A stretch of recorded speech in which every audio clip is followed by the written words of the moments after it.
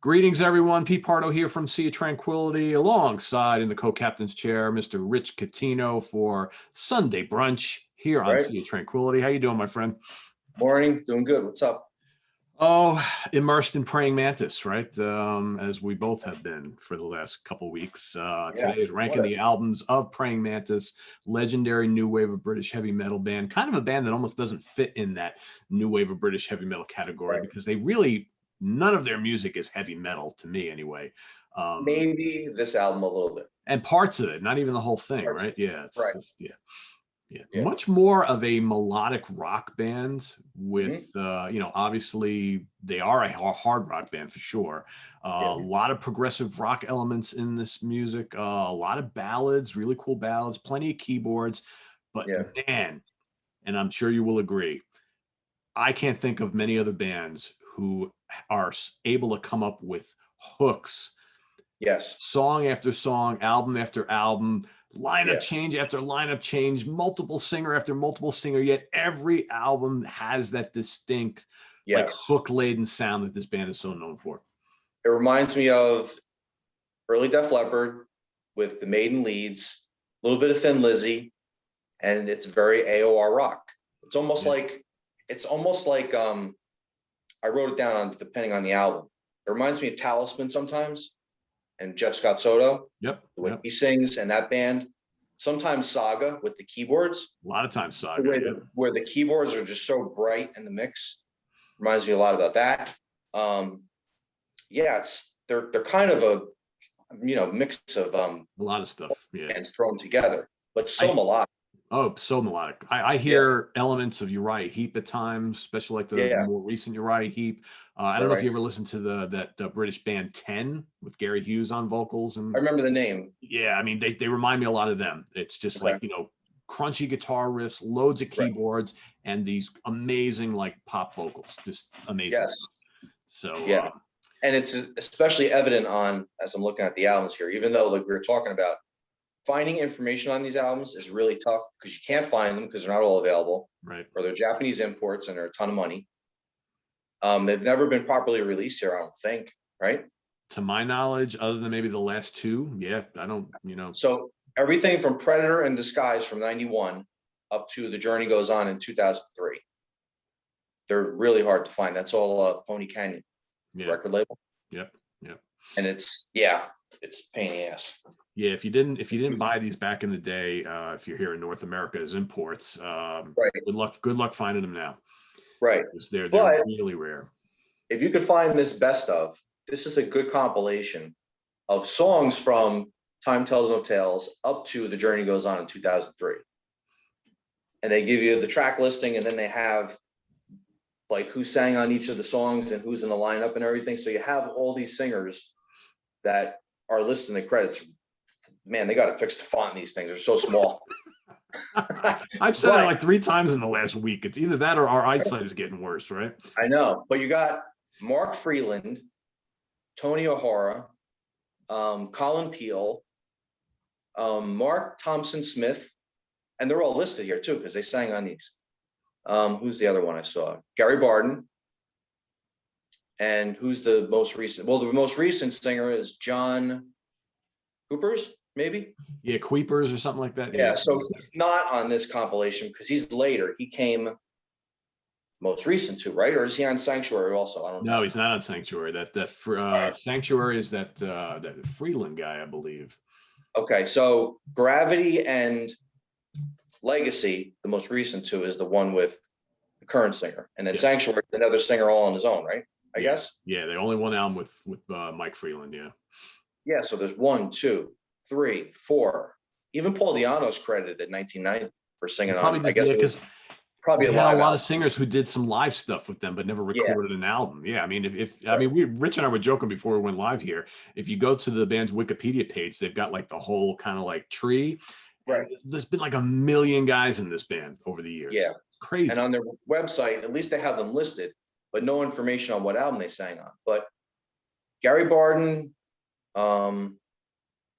let's see, Steve Carroll was guitar and backing vocal. So if you count Gary, then you got Mark, Colin, Tony, Mike Freeland, and Bernie Shaw. That's 6 of them right there that I'm pretty sure appear on albums. So that's a lot. And then Doogie White, John Sloman, and then, you know. Right, Doogie White's on The Journey Goes On. Yep, and John Sloman's on that as well. Right, so there's 2 singers on that album. Yep. Right? Tino Troy, the guitar player, sang lead vocals on the first couple albums.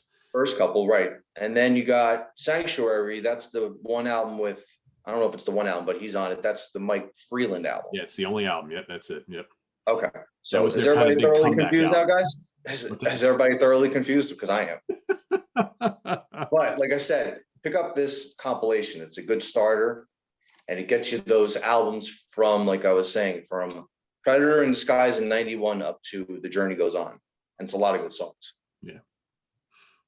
And so, chances are, once you hear those songs, you're going to want more. But then that's where it gets tough. That's where it gets tough. Yeah. So hopefully the band's watching. Guys, we need some proper reissues. Yeah. Let's get with it here. Yeah, do what Tigers of Pantang did recently. They put out that nice little box set, you know, it's got all the MCA stuff on there. Well, put out a box set of all the Pony Canyon stuff on there. Pony Canyon stuff, exactly. Yeah, because we're thoroughly confused and we can't keep up. Yeah, yeah. Or we can't find them. We can't find them. Yeah, I have 6 of them. I'm going to order the 7th one because I can get that, but the rest, impossible to get. Just impossible. Yeah. And I'm just not interested in spending $50 for a Japanese import at this point. No, they should do some reissues here. Yeah. Just like Tiger's got to, you know, reissue some of those from the middle period of their albums too. Yeah, exactly. So we got 10 albums, and Rich is going to kick us off with his number 10. Okay. My 10, so since we've gone through all the lineups and singers and everything, my 10 is Gravity, actually the most recent one with the newest singer. It's okay, but I found it very similar to Legacy, the previous album in 2015, which I really like a lot. Yeah. But it doesn't seem it's like doing anything much different than that. So the songs kind of like seem like they're like second-rate songs compared to that one, I thought. Like Keep It Alive, the single. It's okay, it's catchy, but like some of the lyrics I was listening to, I was like, this is kind of cheesy. You know? What else?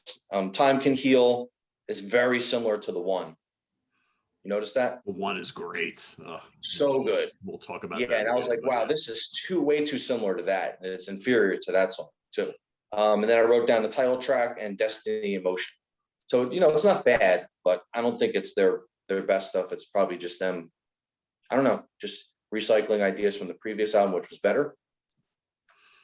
But yeah, I mean, latching onto a formula and just sticking with it. Yeah, I don't know. Maybe. But the other albums, I don't think there's, I mean, it's a formula, but it doesn't feel like I heard the songs on a previous album. I guess maybe because they're changing singers too. That could be another fact. That could be. Mm-hmm. Yeah, I will say I had a really hard, Rich and I were texting probably like an hour and a half ago. We're still fine tuning these lists. And I must have shifted these around like 5 times. And at the end of the day, it was like an hour and a half ago. And I was like, you know what? I'm done. I just need to go with however I have them. Because I will say there is not a bad album in this catalog, not even close. No. And even like the album that Rich just talked about, Gravity, even though it sounds semi-recycled from the one that came before it, which I'm a huge fan of, I still like it a lot. It's just, you know, and I like all these albums a lot. And there's really nothing bad you can say about any of them, really. Right. There's a lot of similarities and familiarity between them, but they're not the same album. Not at all. Not at all. And they're just so much fun to listen to. If you love good rockin' songs with hooks to die for, that's what this catalog is all about. I mean, again, it's not a metal band, I don't think. No, but they're a just tremendous, classy, melodic hard rock band with little bits of prog and just, you know, pop hooks everywhere. So I had a really hard time with this ranking, and I almost feel bad at the ones that are at the bottom of the list because I don't want anybody to think I don't like these albums. You just got to put them somewhere, right? So I went with The Journey Goes On from 2003 in number 10. I really like this album a lot. This album is a little bit different because they decided to bring in two lead Two vocalists. singers. Yeah, for the Right. for the first time. So you got John Sloman, formerly of Lone Star, Uriah Heep, and Gary Moore. This Sloman is the guy who never sticks around anywhere for more than like 5 minutes, and that proved to be the case with this band again as well. But he's a really good singer. And Doogie White has played with Schenker and Yngwie and Tank, and I mean Rainbow, right? Rainbow, yeah. I mean, you know, Doogie White has done a million things. So here they have both of them here. Each one takes lead vocals on a song. Occasionally you'll hear the other on the chorus or whatever. So it's kind of a neat idea that in 2003, I don't know if a lot of harder rocking bands were doing stuff like that. So, but it's a really slick sounding album. This is a period where their albums are much, much more AOR focused, less emphasis on guitar riffs, more on these big, rich symphonic arrangements, although lots of tasty twin guitar soloing, right? Because you got Tino Troy, right? Tino Troy on guitars, and this is the Dennis Stratton period. There's another tie to the classic New Wave of British heavy metal, right? That's right. So he's still on this album? He's still on this album. So Dennis Stratton, original guitar player in Iron Maiden, after he left Iron Maiden, right, and Adrian Smith came in to replace him. He kind of did whatever he did for a few years and then hooked up with these guys at the end of the 80s and stayed with them for like a decade. So yeah, he was on from, I want to say, Predator in Disguise Moving Forward. I think this is the last album he was on. Yes, I think so, because I'm looking at the information for that one too. And so that's 13 years. That might be the last one. Yeah, it's a long time. And I will say him and Tino made a really good twin guitar attack. Really good. There's a lot of great twin guitar stuff on these albums. Yeah. Even though it's very melodic, it's got those Maiden qualities and early Def Leppard qualities. Yeah, big time. Big time. But a really solid album, really slick. You got the song Tonight, which is really good. And it shows why everybody wanted John Sloman as their vocalist. I wrote that down. I mean, he always brought the goods, but he just never stuck around anywhere. Doogie sounds great on The Escape. You got The Journey Goes On, the title track, which has these big progressive rock flourishes.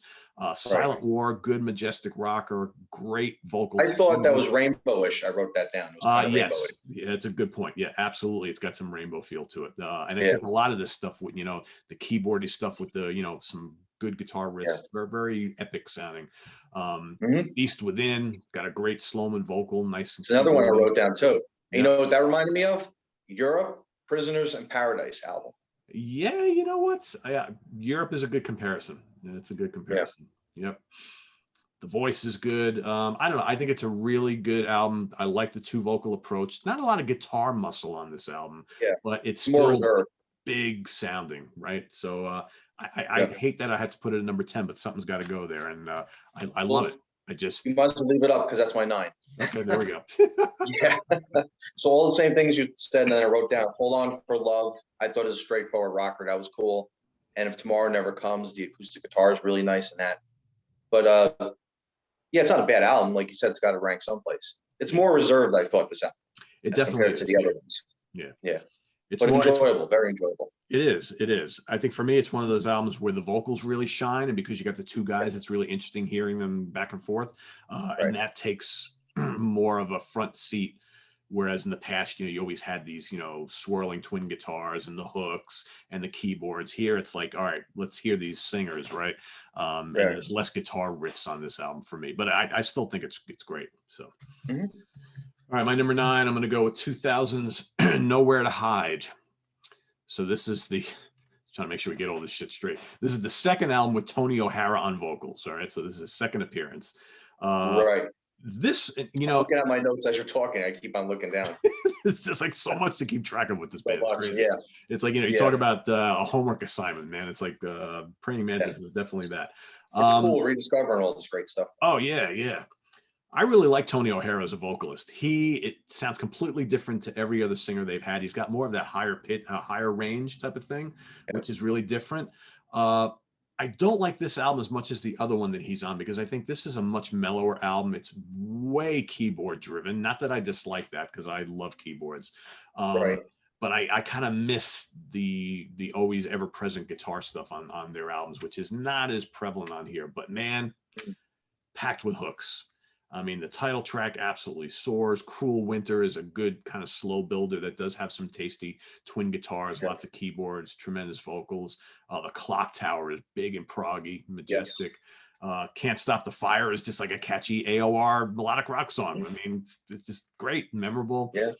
Future of the World is really memorable. Then you got that long, almost 8-minute mini epic Naked, which is a really good track. I just think it's very strong. It's well put together. Borders on prog at times. It's probably their least rocking album though out of all of them.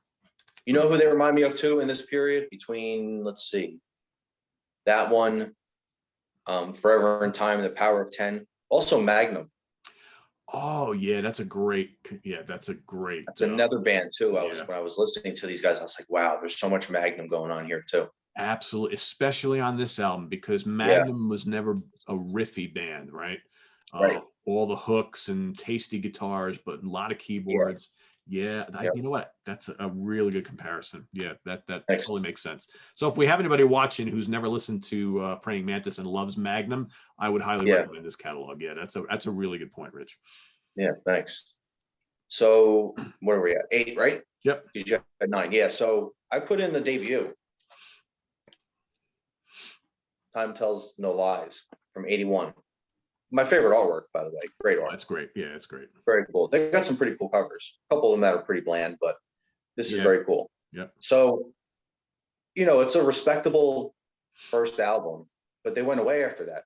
That was it. There was one album. And then they did, we were talking about before, I might as well mention it. There was a side band that they did. It's Stratus, which is, let's see, what year is that? 85. So it was the guys from Praying Mantis, right? With Bernie Shaw from Uriah Heep singing. And at the time, he was I'm trying to think of what band he came from. In 85? He was with another band before then. I can't recall off the top of my head, but yeah. Okay. Oh wait, I think I have it's listed here. No, that's Chris Troy they're talking about. They mentioned the band Grand Prix. Yeah, that's what I was thinking of. Yeah. Oh, it is. Yeah.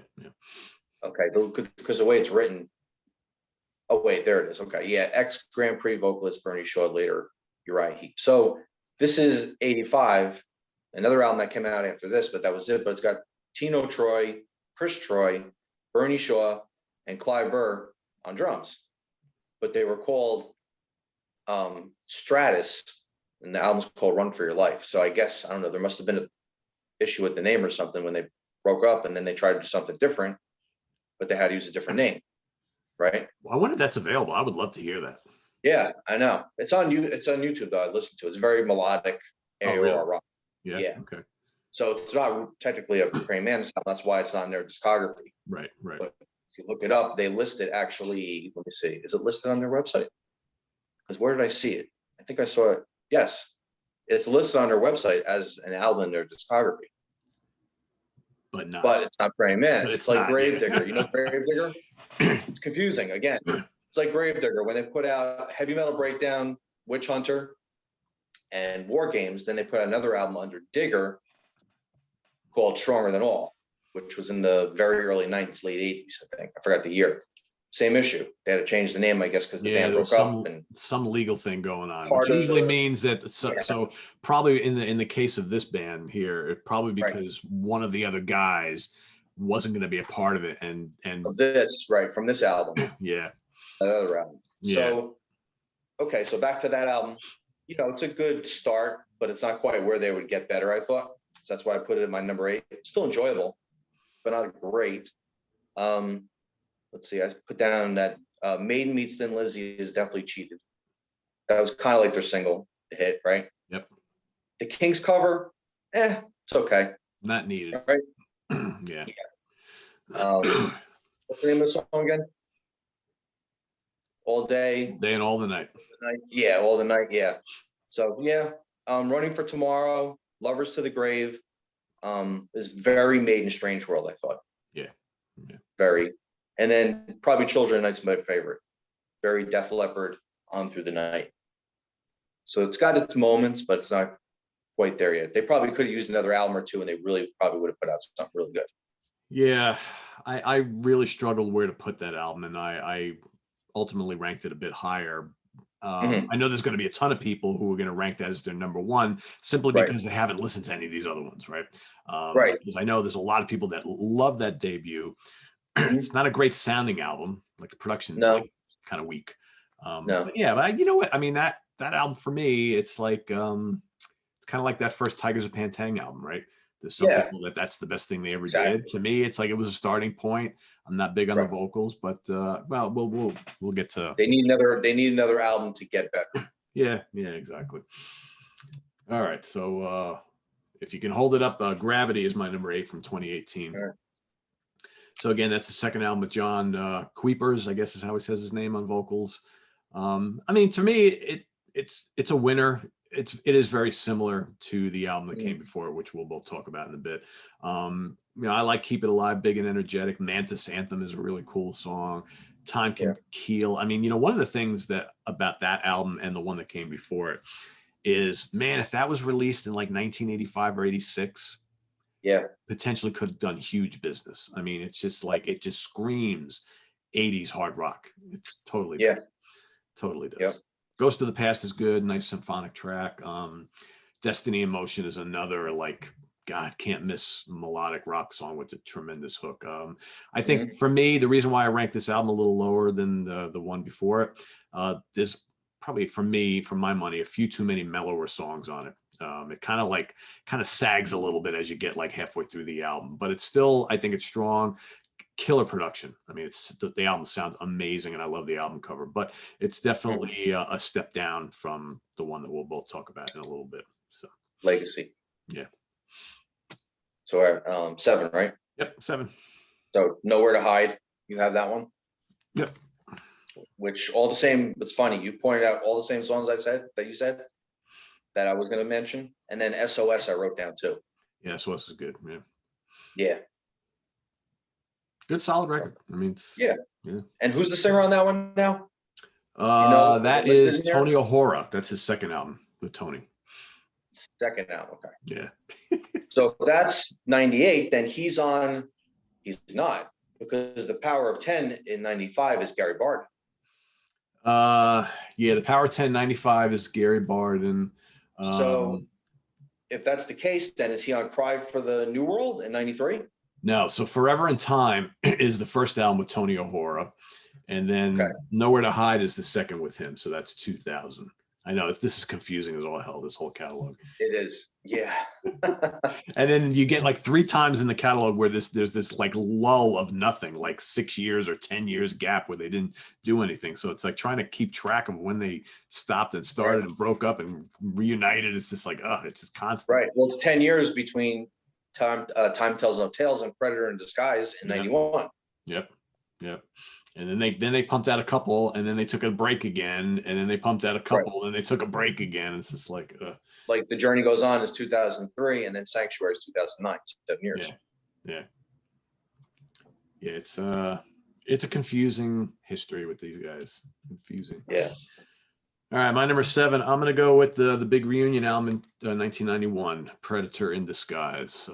Really cool cover. Yeah, I mean, Rodney Matthews, man, you can't go wrong with this guy. He's so cool.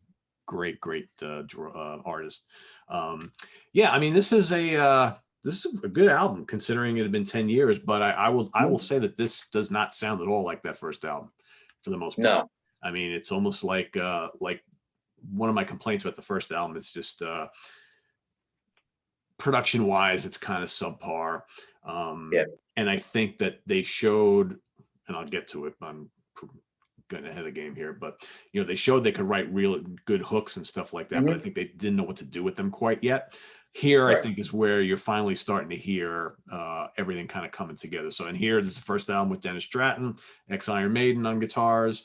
You got this new lineup now with the Troy brothers, pretty cool, but Can't See the Angels, right off the bat, first song, really, you can start to hear their more polished sound. You can hear those hooks coming through. She's Hot is pretty heavy with some nice riffs. This Time Girl is kind of upbeat, good hooks. Time. You know what I wrote down for that? For She?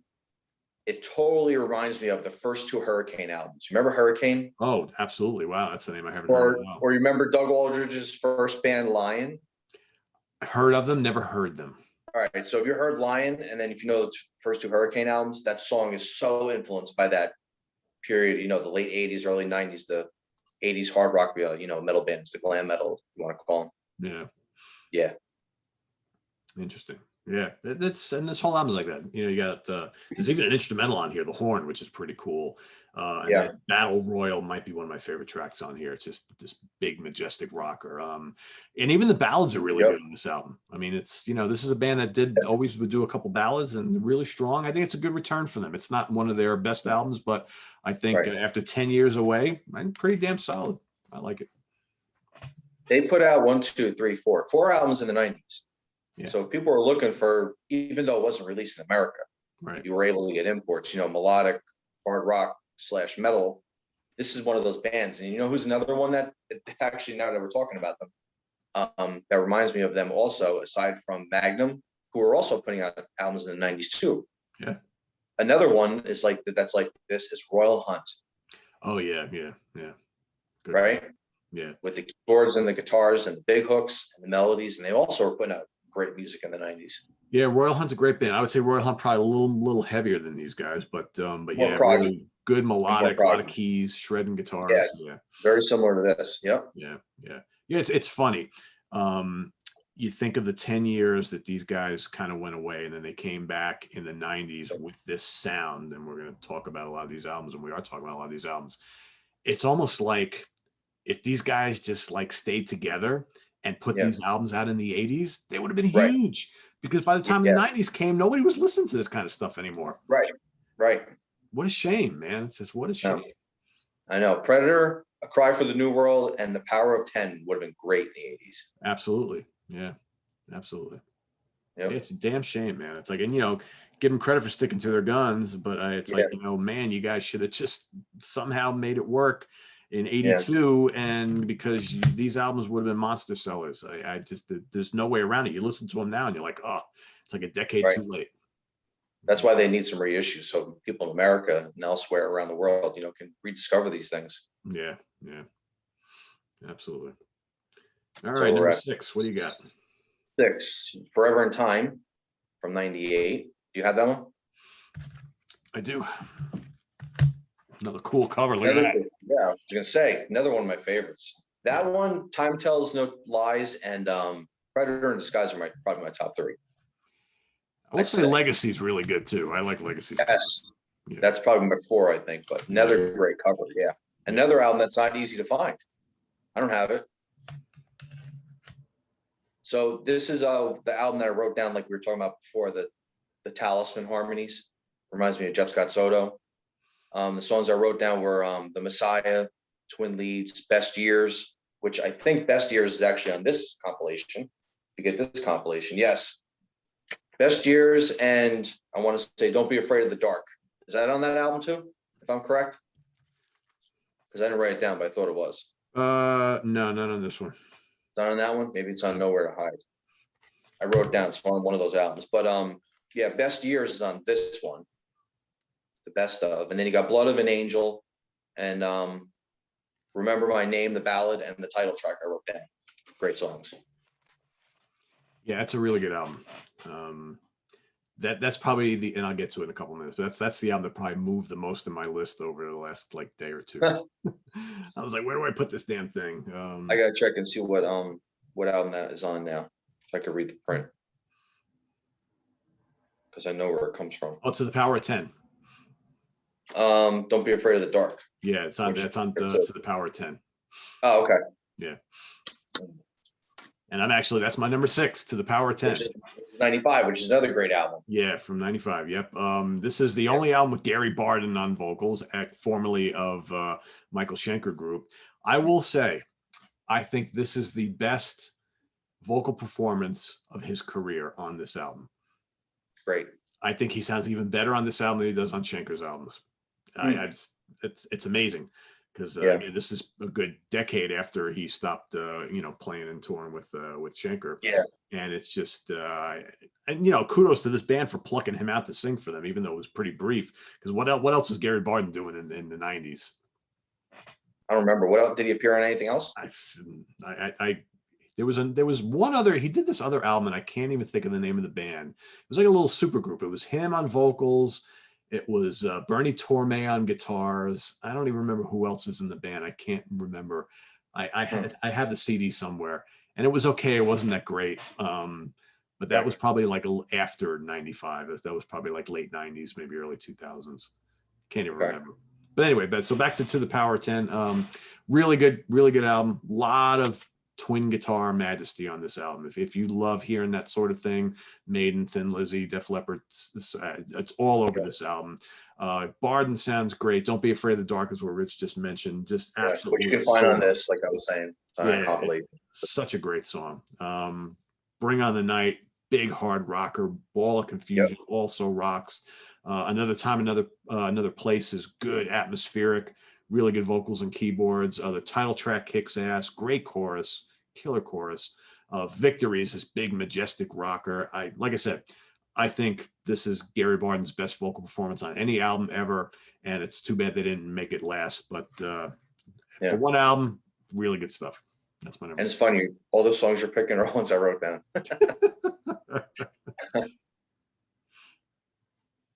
So the top five. Top five. We'll go back to the Predator. You got that. Yep. 91. So it reminds me of that, like I was saying before about Hurricane and like Lion, like late 80s, early 90s wave of the last wave, I guess you could say, of those kind of bands. Even though Lion came earlier though, before there was Hurricane. Cool. I gotta get that.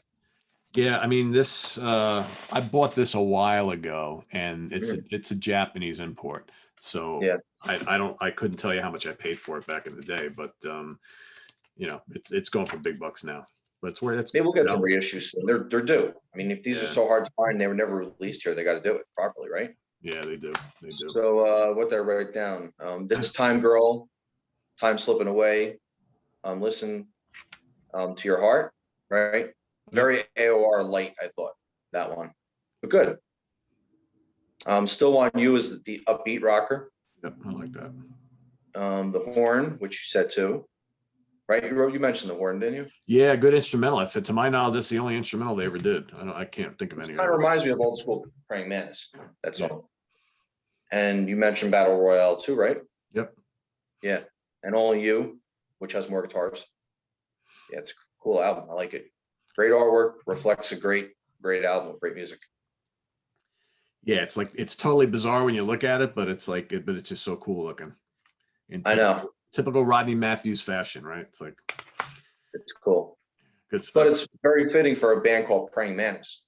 Well, they're these savage. They're an insect. They're a savage killer. But they look, very innocent, I guess you could say. Then they're these deadly killers, right? Yeah, I mean, it's interesting because you got a couple of them that are flying around, right? And then you have obviously mimicking the Statue of Liberty here. Which is so funny because look what I'm wearing. And I didn't even think of that. I picked a Gamma Ray shirt with Fang Face as the Statue of Liberty. And here you got the mother of the praying man, the Queen Praying Mantis as the Statue of Liberty. Pretty cool. Interesting. And then you got a couple of them on the back too flying around. But yeah, it's just I love the kind of the yellowish orange hues and kind of stuff. It's good colors, right? And you got then you got the skull in the background, and the skull's also floating around on the other one, right? The first one. So yeah, it's kind of neat how they kept those themes going. And in fact, are there any skulls on the on Gravity? In Gravity, Legacy does not have any skulls. It's not really. Well, yeah, I guess it's skull-ish. It's more of like a helmet, but that's on. When you open it up, so that's cool. And that's kind of on. That's also on Legacy too, sort of. Oh yeah. So they're really incorporating that. That's cool. Yeah. I like that. Yeah, cool. I love talking about album covers, especially when they're really cool like that. Bands can connect their history like this. It's great. Yeah. All right, my number 5 is A Cry for the New World from '93, which I do not have. Have it either. And that's their third album. So that's the follow-up to Predator in Disguise. Really good stuff. Yeah. You got the hard rock and Rise Up Again. The title track is loaded with hooks. Letting Go is cranking song. Lots of lead guitars flying all over the place. Dangerous, good hard rocker. Fight to Be Free is kind of proggy, right? A really polished album, even more so, I think, than Predator in Disguise. Crappy album cover on this one, though. I know. Yeah, that needs if they reissue it, that needs a new cover. Yeah. So there's no that's the one with the eye on the front, right, or the eyes or whatever. Yeah. But there's something going on in the eyeball, but it's so small I can't tell what it is. Yeah. I don't know if it's the Praying Mantis or what, but you can't see it. It's so small. Yeah, but it's a good album nonetheless. I would love to have it, but if they ever reissue it, I will own it. Exactly.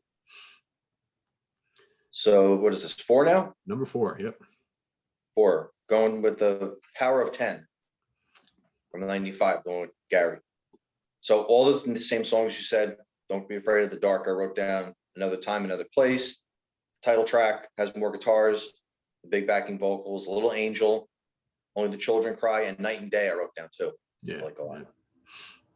Yeah, it's a great one. Very solid album. Very solid album. Weird album art too, again. Yeah, it's cooler than A Cry for the New World, but it's kind of weird looking, right? I mean, that's you have the human hands on a tablet or something, and then the claws, like the claws from the Praying Mantis are cutting into it. Yeah. I get it. It's not terrible. It's just kind of weird. It's a little different. Yeah. Yeah. All right, my number 4, we're going to go to 2009. So once again, another kind of reunion album after being away for 6 years, Sanctuary. Right. So that's their first album for Frontiers Records. And Rich and I were talking before we went on the air. It's like, how in the world is a Frontiers album like out of print and impossible to get? Right. I thought they printed tons of, put out tons of these. I'm like, well, whatever, but you can't find it anywhere. Yeah. This is the first album with the new album. So Dennis Stratton is gone by this point in time. So now you've got Andy Burgess now on co-lead guitar. You got Mike Freeland on vocals, the one and only album with him on vocals. He's great. Right.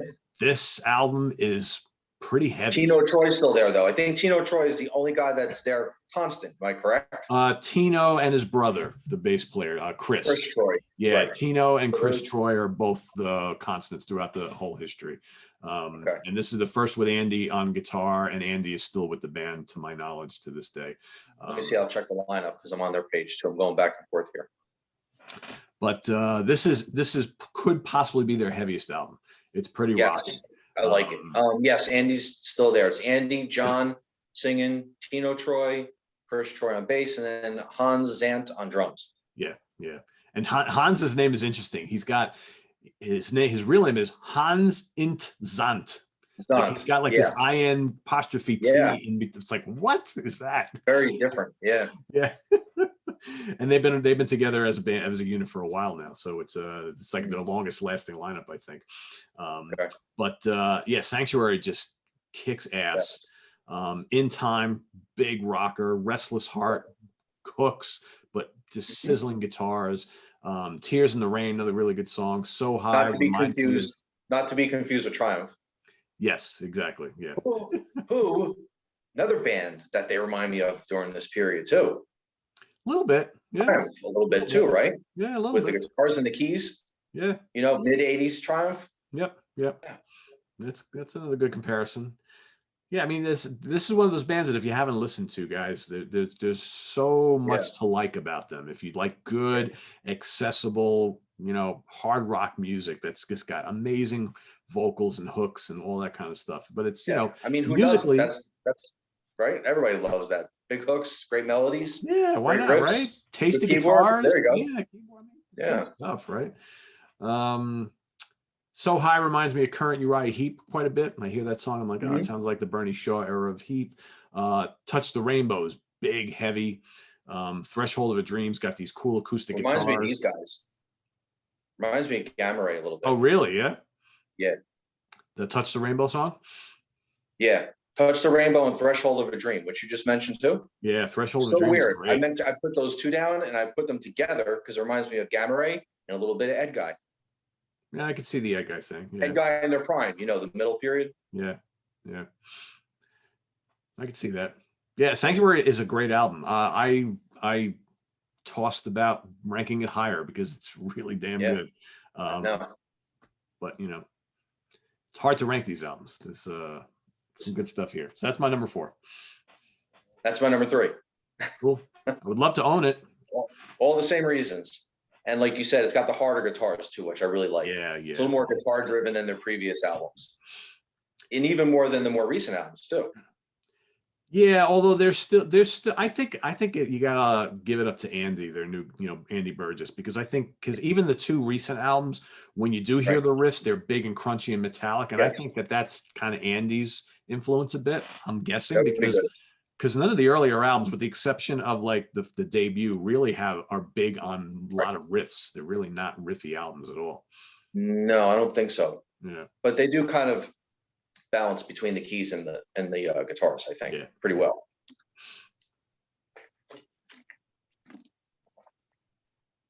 Cool. All right, so where are we? Number 3. So, right?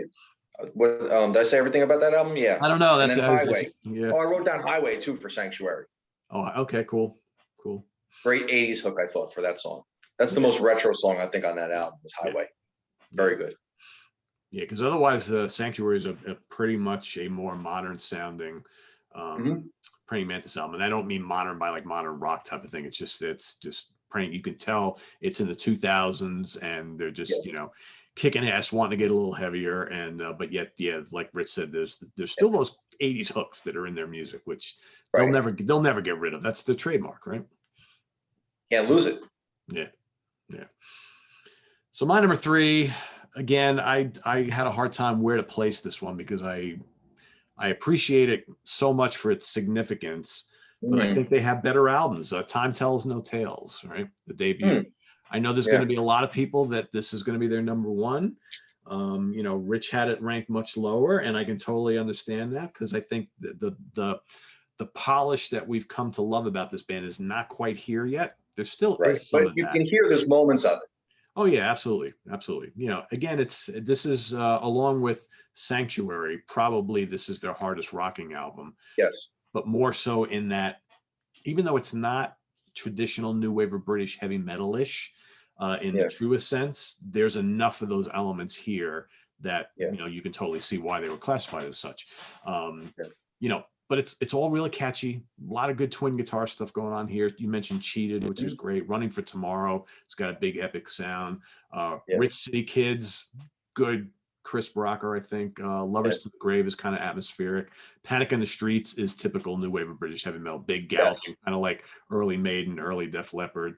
Might be the fastest song on this album, if I'm and then you got Ebony, which is Heads of Ebony, which has lots of hooks, and then Flirting with Suicide also really rocks, and Children of Earth is good, but it's kind of a rough sounding production, I think, and obviously the band would break up shortly thereafter, and we wouldn't see them as Praying Mantis for a decade, but definitely a significant album from this whole new wave of British heavy metal era, and a classic album cover. Is Children of the Earth on this? No, it's not on the compilation. No, surprised. Just Cheated, but Cheated is the live version that's on this compilation. So I guess there must be one of those legal things because that's the one album that was from that era, that time period, whatever label that was. What label was that? First one? This particular one? Oh God.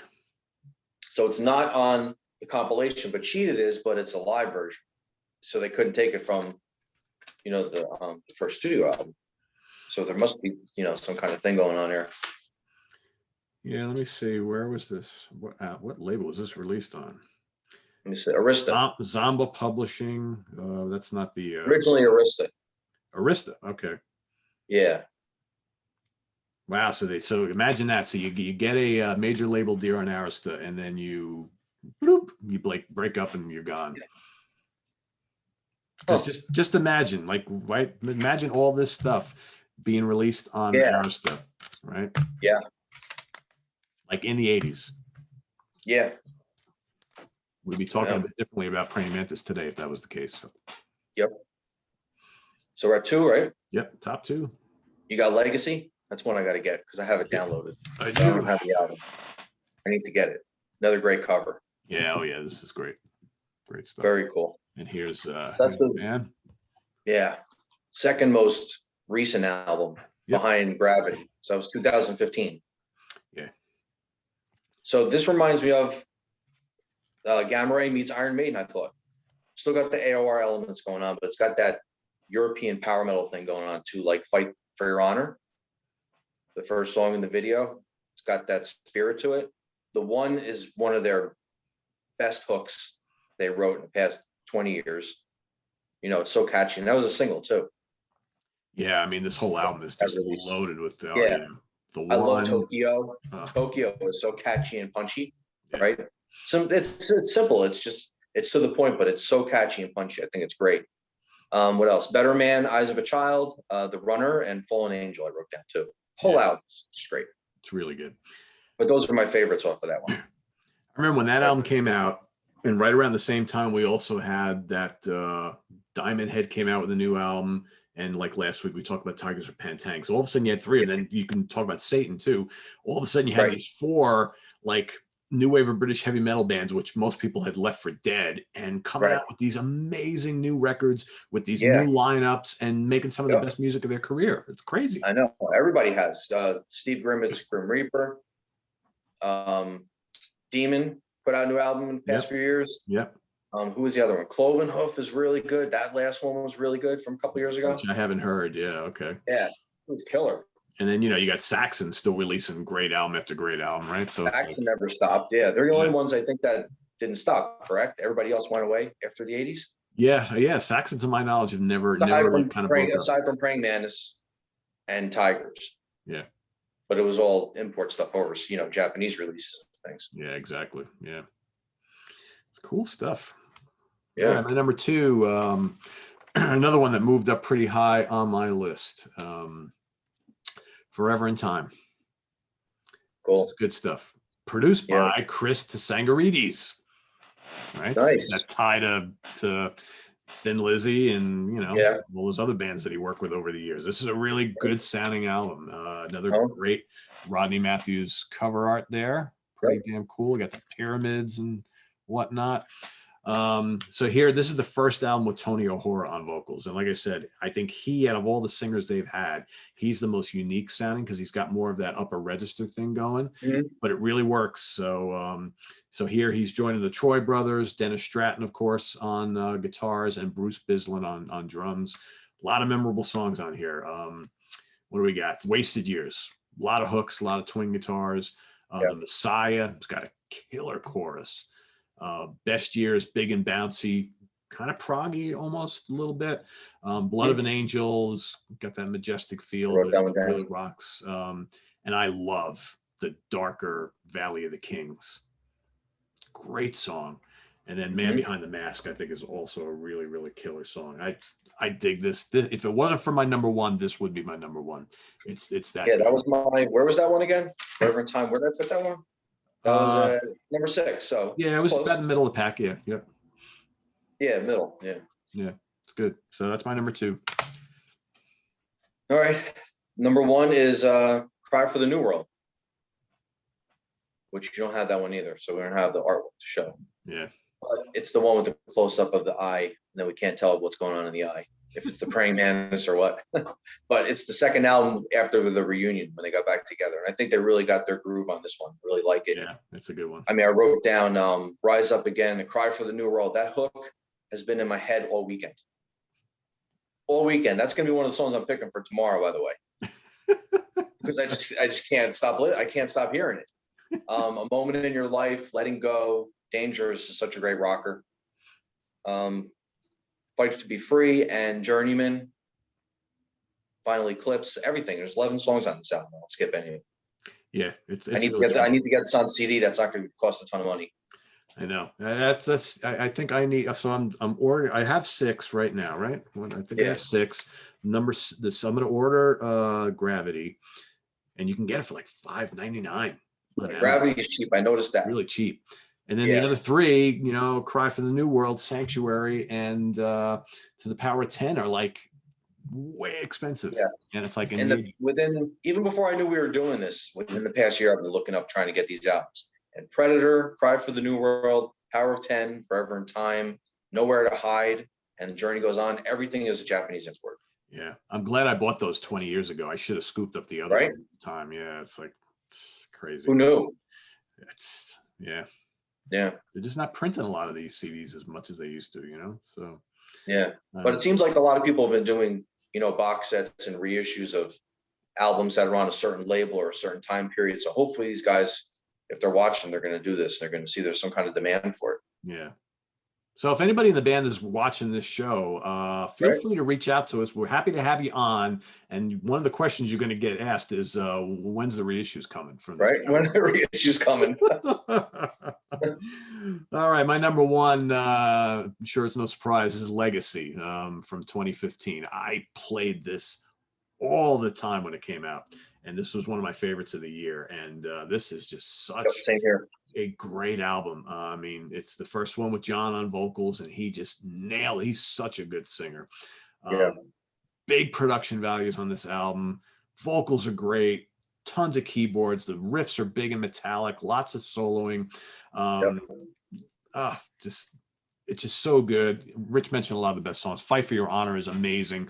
The One is just, the One should have been a hit single. I mean, I'm sorry. It's just, you know, believable. I don't know if it was a lyric video. It wasn't a lyric video. It was just like an audio single that they released. Yeah.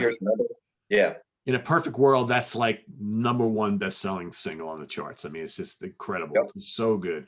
Eyes of a Child is great. Tokyo.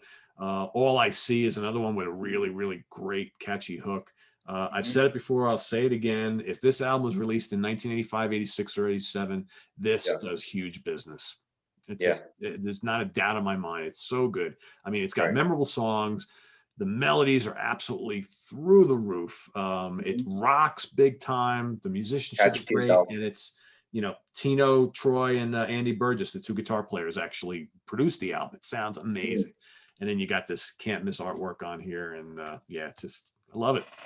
Love it, love it, love it. That one, you can kind of get it reasonably priced. I'm trying to, you know, sometimes it's over like $25 too, just to get that one. Yeah. But Gravity, like you said, is like $8. Like, figure that out. May not be 2 years from now. Right. Maybe they're trying to sell the last. Since I'm in the rabbit hole right now, I'll probably be spending $25 just to get it. Just because, before it's gone. Just because you have to. Just because you got to. Before it's gone for good. That's probably a good bet. So. Yeah, but the other ones I'm going to hold out for some proper reissues that move. That's because we're talking 35, 40, 50, 60. Yeah, I'm not doing that. Imports, Yeah. So there you have it, everybody. Ranking the albums of Praying Mantis. Pretty cool stuff. I have enjoyed doing the homework for this one, even though it, like Rich said, it did get a little confusing at times. But a great catalog. If you haven't visited or you haven't revisited in a while, we highly recommend. Yeah, I'm glad I did. I discovered some great music, great songs, and great albums that I haven't listened to in probably a while. Yeah, exactly. So good stuff. So some upcoming programming we got here. We're going to announce right now. A week from today, we are going to go down that new wave of British heavy metal hole once again for a little Grim Reaper. So that's happening next Sunday. And it won't just be the two of us. Joining us will be Mr. Chris Allo for a ranking of the Grim Reaper catalog. Not a big catalog, but it'll be fun nonetheless. And how many are there? 5 albums? 5, 5 in total. Yeah. 3 as Grim Reaper and 2 with Steve Grimmett's Grim Reaper, right? Yep. So that's coming up next Sunday. And then a week from yesterday, so next Saturday, Rich, Chris, and myself will be ranking the solo albums of everyone's favorite Iron Maiden vocalist, Bruce Dickinson. So Bruce has got a handful of great solo albums that for whatever reason we just never got to here on the channel. Well, we're going to do that next Saturday. So that's coming up. And then we just kind of discussed this earlier today, but coming up in May, we are going to rank the albums of Blind Guardian. We've invited, it'll be the two of us, and I've invited Nick Franco on that one as well. So that'll be coming up sometime in May. The mighty Blind Guardian. Mighty Blind Guardian. So that's all happening coming up in the weeks ahead. So stay tuned for that. And then we've got Hudson Valley Squares on Monday night. Mr. Catino will be joining us for that one as well. In the Prague Seat on Tuesday, the Monsters Den coming up on Thursday. Martin Popoff Friday at the Funhouse on Friday morning, cool. And all sorts of other stuff. So stay tuned. What are you guys talking about with Popoff on Friday? What's your topic? Our topic is going to be, that's a good question. Hold on, I'll tell you in a second. Sometimes it's hard to keep track of everything here. Right. What are we doing? You know what, off the top of my head, I don't know. I'd have to, I can't access my notes right now. So wait, hold on, maybe I can. hold on, I can actually. I want to tell everybody what we got going on here on the calendar. Martin and I are doing a new theme show. Oh, here's what we're doing. We are doing bands that the critics and everybody else seems to love, and we just don't get. Oh, I got a couple of those. I think we all do, right? Yeah. Yep. So yeah, so it's like so Martin and I are each going to come by. I don't know what we decided, 3 or 5 artists that everybody else seems to love but us. So yeah. So we'll see. I already have most of mine figured, you know. Yeah. And everything like that. So yeah. So that's coming up next Friday, and all sorts of other stuff happening. Rich, you got anything you want to plug on your end? We're doing the Metal Asylum interviews at the Metal Asylum Facebook page every week or every other week. I don't know. I'm not too sure who we're talking to this week though. So last week was Keith St. John. Not too sure what's coming up next, but I'm still turning in stuff at Brave Words every week, you know, an album review or 2 every week. And then I show up at the Monster Den, you know, as well, doing our movie discussions. So that's going to be, what's this week again? Oh, so yeah. So this week on the Monsters Den. The non-Hammer horror, like Amicus and those kind of. Yeah. So this week on the Monsters Den, it's Rich, Chris Allo, Jamie Laszlo, and Dan Brown, and myself. We're going to each give our 5 favorite kind of British horror films, non-Hammer. So the Amicus stuff, the Trigon stuff, all the other little, you know, movie houses that were pumping out cool horror movies in the 60s and 70s that were not Hammer, right? So would that include, I meant to ask, but I might as well now, would that include also Full Moon? Or no? Puppet Master and those kind of things, or what else? Puppet Master, what's the vampire one called again? Yeah, I'm drawing a blank. And we did a show on that. I can't think of it right now.